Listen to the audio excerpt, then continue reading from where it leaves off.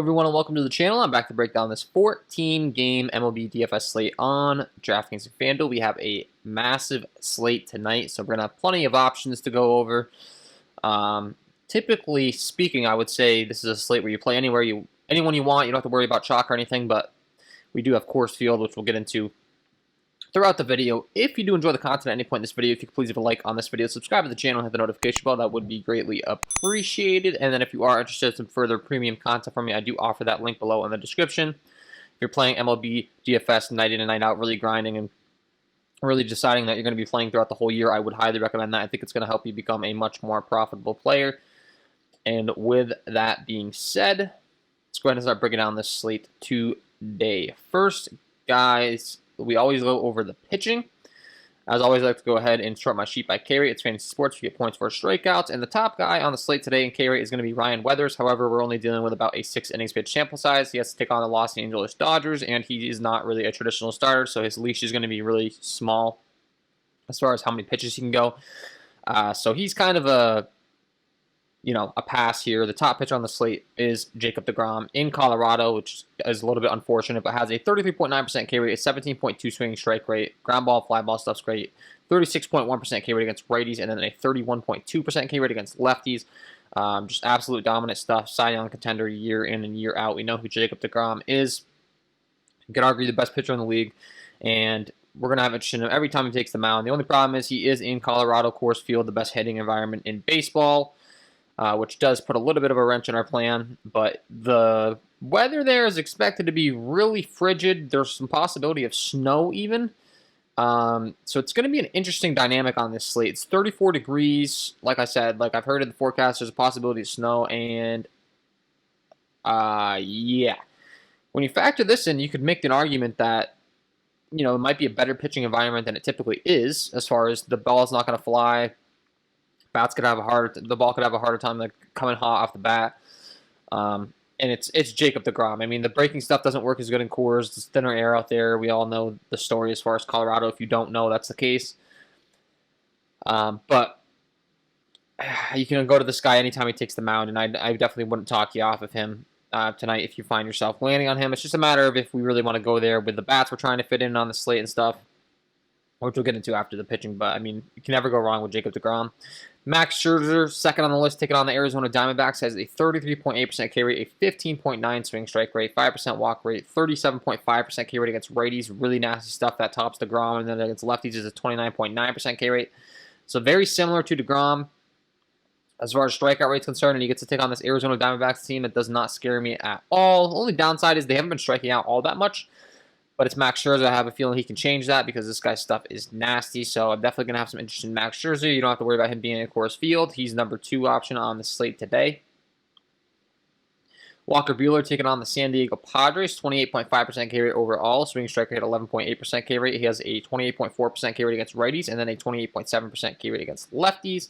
Doesn't get the best matchup taking on the San Diego Padres, but the strikeout stuff is there. And while the San Diego Padres are a very good lineup, they do strike out their fair share amount. They got some big hitters in the middle of the order that can swing and miss.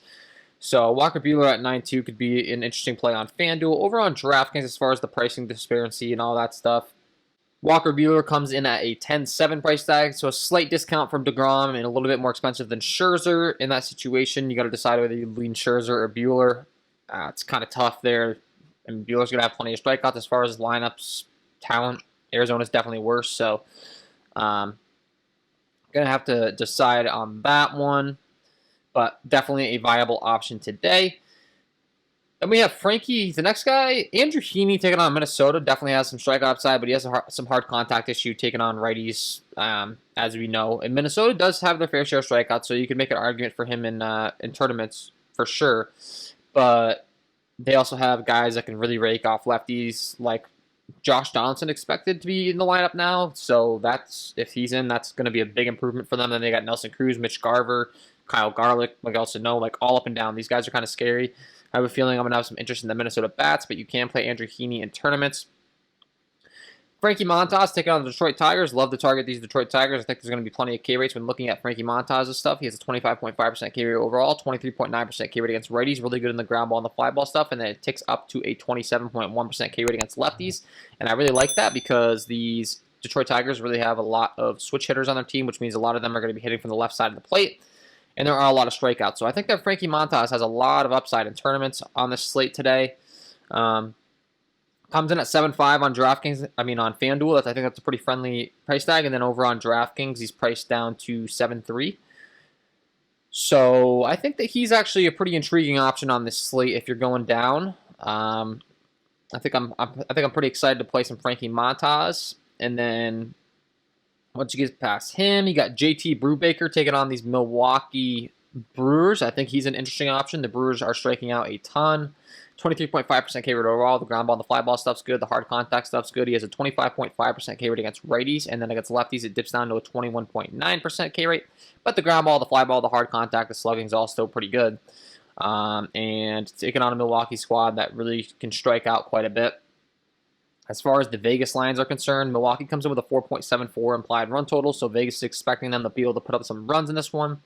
Like I said, I don't know if I necessarily agree with that. Like, I think JT Brubaker's been a pretty good arm. He's looked pretty consistent. I mean, he's got a walk issue against lefties, but other than that, like I'm not seeing much flaws, and the Milwaukee side is striking out a lot. So, I mean, sure, I guess you could play the bats. Vegas is good at what they do. They have a 4.74 implied run total, but I tend to think I'd have some interest in JT Brubaker today, so maybe I'm a little bit contrarian in that, but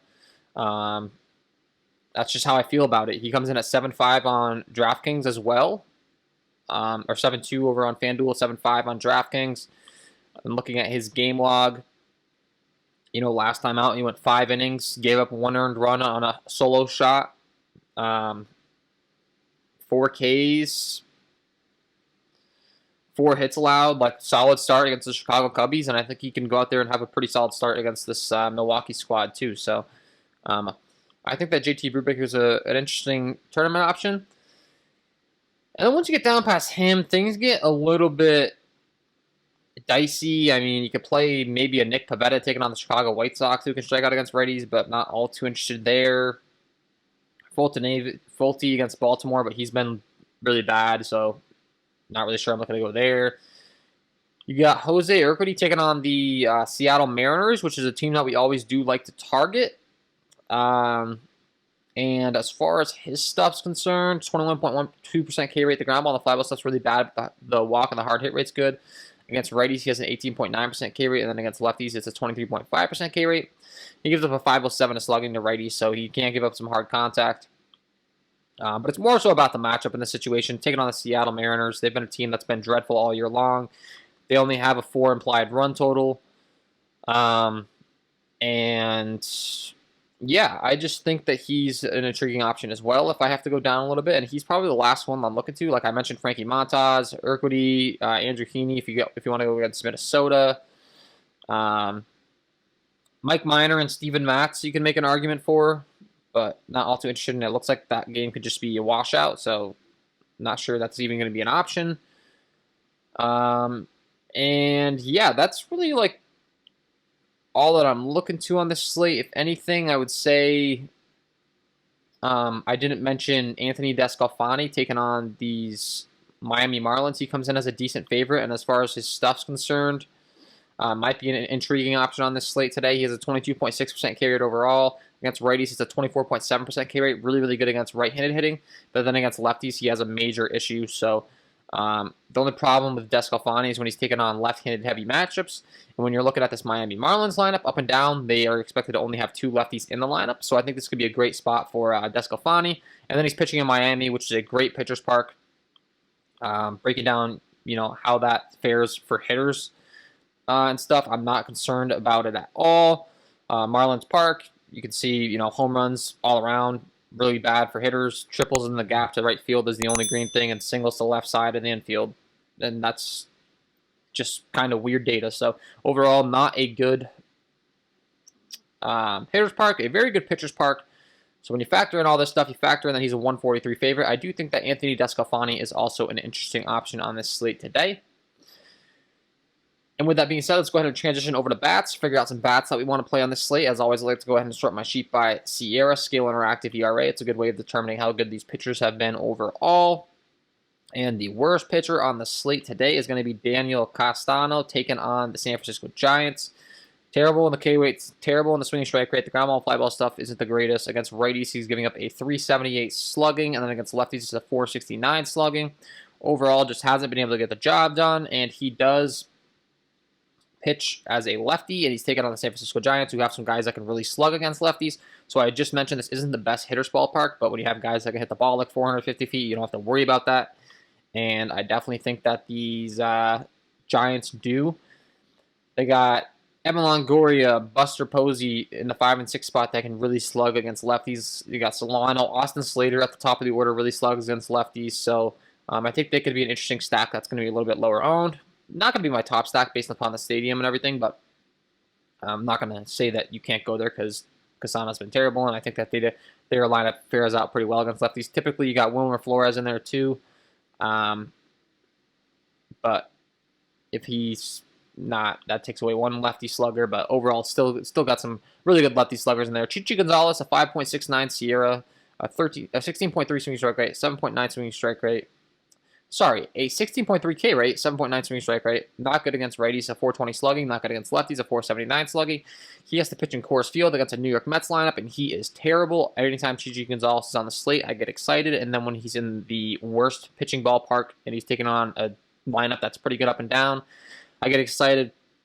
The only issue is these guys are probably going to be popular. And like I said, the weather is not looking too good. So it's a little concerning. Like, typically, like, this is a spot you just can't really stay away from as far as bats are concerned. But I am a tournament player. My mind always is trying to get away from the popular plays, and it is expected to be not the best weather conditions. But typically speaking, I mean, I would be all in on this Mets team. Chichi Gonzalez is terrible. Brandon Nimmo, Francisco Lindor, Dominic Smith, Pete Alonso, that 1 through 4 range, like, all those guys can absolutely slug. Brandon Nimmo's been on fire to start the season. Dominic Smith, Pete Alonso have a ton of power. You got Michael Conforto in the 6 hole, ton of power. Jeff McNeil can slap it in the gaps, and he can go deep when he needs to. James McCann, Luis Guillorme. I mean, it's tough. This is going to be the biggest decision you're going to have to make on the slate. Chichi Gonzalez is terrible. The Mets have a good lineup. Like I said, I would love the stack if it wasn't for the weather, and I still think the stack's great. You just got to be weighing the stuff in and whether it's really worth going there. But they're the most obvious spot on the slate. I mean, in Coors Field, they're the away team. That means that guaranteed, like, even if they're way up, they're going to get the guaranteed bats in the 9th inning, and they get to take on Chichi Gonzalez. So, great spot outside of the weather. You're going to have to decide which side of the fence you're on there. Next, we've got Logan Allen taking on the Cincinnati Reds. Terrible. 14.9 K rate, 9.4 swinging stroke rate. The ground ball and the fly ball stuff's respectable, but the walk rate and the hard hit rate's terrible. He gives up a 468 slugging to righties, and then against lefties, it's up to a 500 slugging, a 369 WOBA. Ground ball and fly ball stuff's pretty good against lefties for some reason, but overall just not concerned. And he's taking on a Cincinnati Reds team that has been very hot out of the gates. So probably not going to be a very good day for him. And then when you factor in that he throws as he's a lefty, there are some scary bats in this lineup against left-handed pitching, most notably Nick Castellanos and Eugenio Suarez. Both those guys absolutely slug. And then you got Aristides Aquino at the 6th spot expected to be. If he's in the lineup, I'm going to love him. The guy has a ton of power. So those 3 guys specifically, Nick Senzel at the top of the order, very good as well. And then you got Mike Moustakas and Joey Votto in the 3 and 5 spot, who aren't the easiest outs, although they hit from the left side of the plate. And yeah, most specifically, Nick Castellanos and Eugenio Suarez. You got to love those guys anytime they take on a lefty, and taking on Logan Allen. I definitely like them today. Dylan Cease taking on the Boston Red Sox. This game's looking like it could possibly be a washout as well. We got some weather concerns in Boston. And there's 12-mile-an-hour winds blowing out, and it's like blowing in, and it's like 39 degrees, so a little concerning hitting conditions. You can make an argument for the Boston stack, I suppose. He's been getting up a lot of slugging to lefties, a lot of slugging to righties, but also he does have a pretty decent K rate against right-handed hitting, so and he's the top prospect for the White Sox. I'd expect him to be getting better as the season goes on.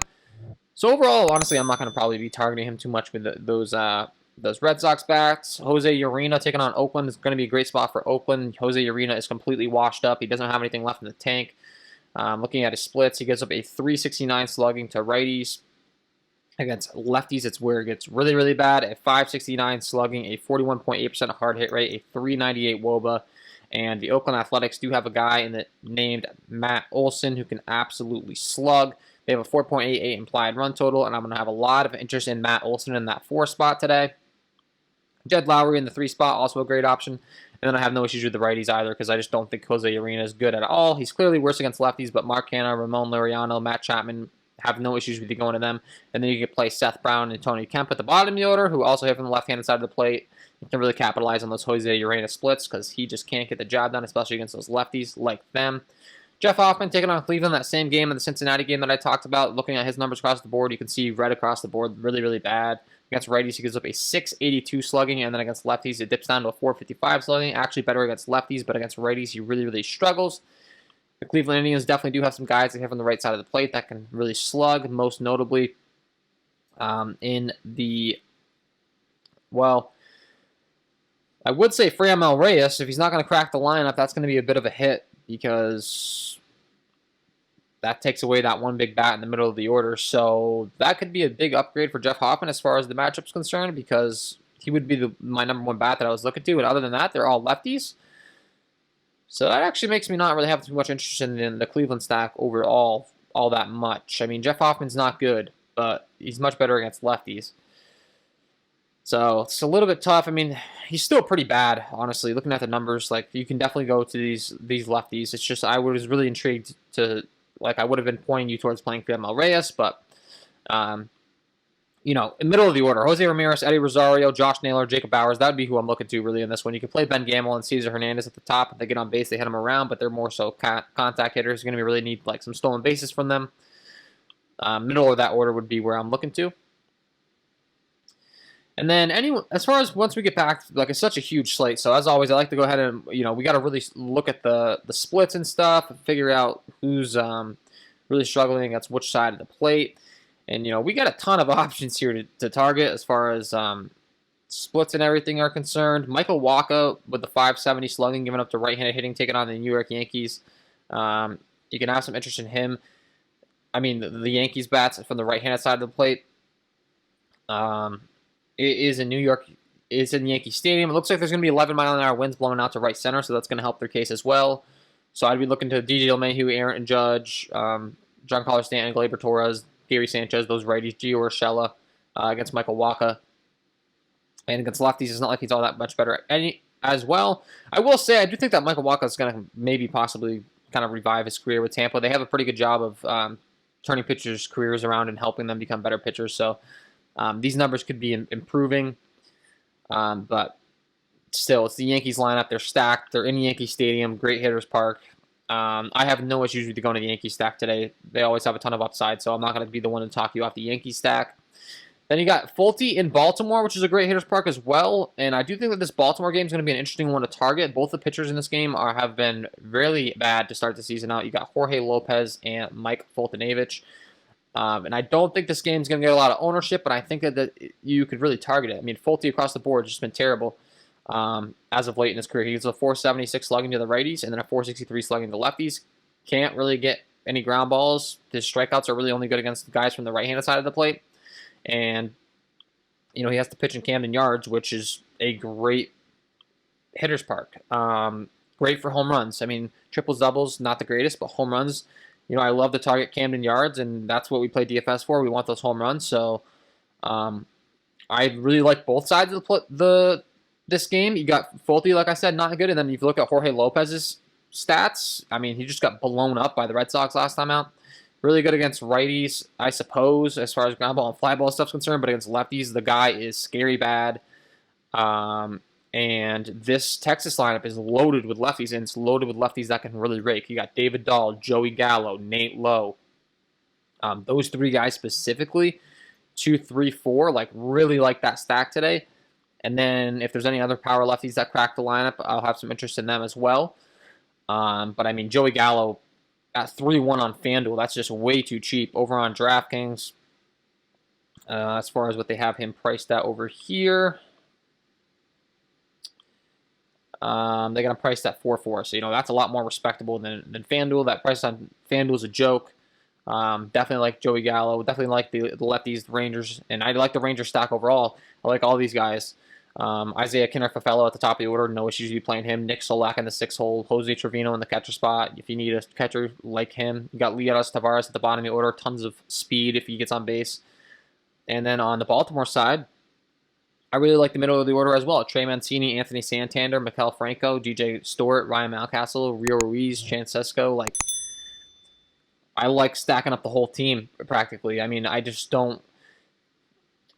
And it's not a Camden Yards. It's in Texas. I don't know why I said that, so I got to catch myself. Sorry. Let's run this back. Texas still a good hitters park. I don't know why I was saying that, but that doesn't really change my stance because Texas is an even better hitters park.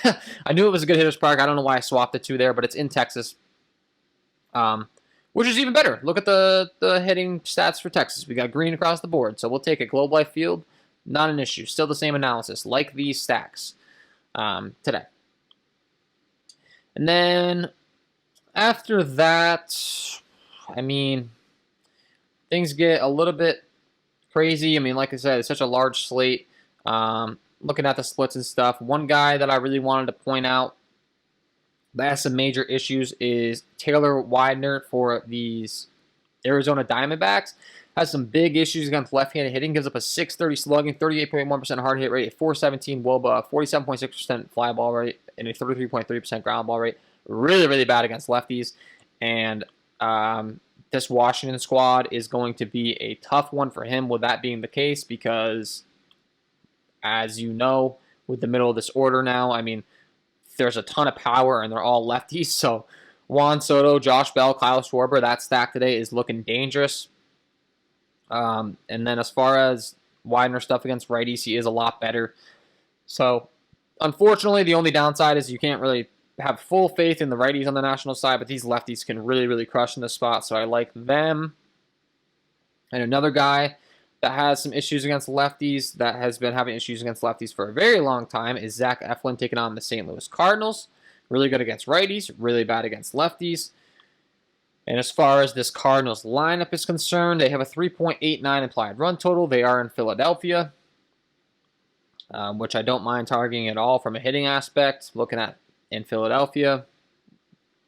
If I can find them here. Sorry for the delay. Home runs. Citizen Bank Park, great for home runs. So this is what I care about in DFS. I want those home runs, and so I want to show you guys kind of where my head's at as far as that's concerned. Tommy Edman, Matt Carpenter, Dylan Carlson, Justin Williams. Matt Carpenter, a guy that's been kind of struggling the last few years. I did some StatCast data research. You can check that out in my premium content, and I was noticing that Matt Carpenter's the ball's been really coming off his bat hot to start the season. So him specifically from the left-hand side of the plate, like him. Dylan Carlson, like him. Tommy Edman, like him. So no issues with that lefty stack. A little bit of a wraparound stack there for you, going to the bottom of the order than the top. Wouldn't have an issue with that. And then that's where things kind of die out. Like I said, I guess the Brewers are expected to put up some serious runs. I already mentioned the Oakland Athletics. You can always play the Dodgers, but I don't think the San Diego Padres offer the friendliest matchup for them. One stack that we did not talk about that we should talk about is the Los Angeles Angels, and we'll wrap things up after that. Lewis Thorpe taking on these Angels, really bad across the board. Doesn't really have the ability to limit the hard contact. Anything the ground ball. Really scary bad, actually. A 537 slugging given up against righties, a 397 WOBA. Against lefties, it's not much better. A 645 slugging, a 448 WOBA. And I think the Angels are going to be one of the best stacks on the slate, so kind of save them for last here. But David Fletcher, Shohei Ohtani, Mike Trout, Albert Pujols, Jared Walsh, like play all the guys with power.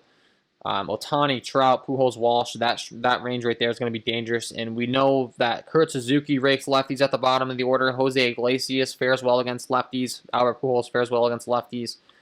David Fletcher fares well against lefties. You definitely got to have interest in this Angel stack. And, of course, we know Mike Trout in the 3 spot in the middle of that order is an absolute beast as well. So, like me some Angel stacks today, and that's really where we're going to wrap things up. The Brewers, like I said, they do have a pretty high implied run total. I tend to think I'm not on that side. I mean, I don't quite see it. JT Brubaker's looked good. Like, he hasn't really been struggling on either side of the plate. He's been doing a good job of keeping the ball on the ground. He has a walk issue against lefties. That's it. And the Milwaukee Brewers lineup, just, I don't know. Vegas is on a different page than me on that one, and I always, Vegas is very good at what they do, so I always have to second check myself. I'll be looking into that, taking a deep dive into that throughout the day and figuring out which side of the fence I'm on. But with that being said, before I let you guys go, I got to give you my home run call of the day. Let's get into it. And my home run call of the day today is going to be Kyle Schwarber taking on Taylor Widener. I had mentioned his issues against left-handed hitting, some seriously bad numbers, a .630 slugging, 38.1% of hard hit rate, a .417 WOBA, 47.6% fly ball rate, 33.3% ground ball rate. Really, really bad. And when you're looking at what he pitches in his repertoire, Kyle Schwarber just absolutely kills every single one of them. On average, 95-mile-an-hour fastball. Throws that approximately 70% of the time. Kyle Schwarber has a .359 ISO with a .387 WOBA against that pitch. And then when Widener's going to go to his secondary pitches, against lefties, he will mostly go to the changeup. Looking at how Schwarber faces off against that pitch, a .239 ISO with a .335 WOBA. Love him in this spot. If Widener's going to go to a third pitch, he'll go to that slider. Mostly throws against right-handed hitters, so I don't expect Schwarber to see it too much. But if he does, no worries, because a .390 ISO with a .393 WOBA. Love Kyle Schwarber in this spot, and he is my home run call of the day. So there you have it, guys. Kyle Schwarber, get him in your lineups, and that is all from me in this one. If you did enjoy the content, if you could please leave a like on this video, subscribe to the channel, hit the notification bell, that would be greatly appreciated. And then don't forget to check out my premium content link below in the description if you're interested. If you're getting serious about MLB DFS, go ahead and sign up today, join the KJK DFS team, and start making some money during this MLB season. What are you waiting for? Been off to a great start. Wish you guys all the best of luck tonight, and we will see you in the next one.